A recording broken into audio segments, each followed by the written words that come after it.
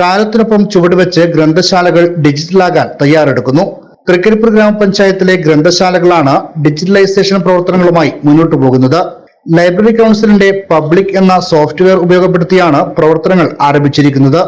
ഗ്രാമപഞ്ചായത്ത് പരിധിയിലെ ഗ്രാമപഞ്ചായത്ത് ലൈബ്രറി ഉൾപ്പെടെ ഗ്രന്ഥശാലകളിലെ മുഴുവൻ പ്രവർത്തനങ്ങളുടെയും വിവരങ്ങൾ സോഫ്റ്റ്വെയറിലേക്ക് പകർന്നതിനുള്ള പ്രവർത്തനങ്ങൾ അവസാന ഘട്ടത്തിലാണ്. തുടർന്ന് ലൈബ്രറി കൗൺസിൽ നിർദ്ദേശാനുസരണം ഗ്രന്ഥശാലയിലെ മെമ്പർമാരുടെ വിവരങ്ങൾ പകർത്തും. അവസാന ഘട്ടത്തിൽ പുസ്തക വിതരണവും കണ്ടെത്തലും കമ്പ്യൂട്ടർവൽക്കരിക്കപ്പെടും.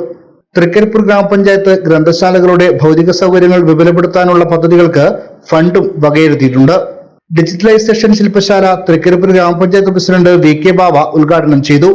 തൃക്കരിപ്പൂർ സൗത്ത് സമിതി കൺവീനർ VK രതീശൻ അധ്യക്ഷനായി. Hosdurg taluk library council president P Venugopalan ഗ്രന്ഥശാലകളിൽ നിന്നുള്ള വയനാട് ദുരിതാശ്വാസ ഫണ്ട് ഏറ്റുവാങ്ങി.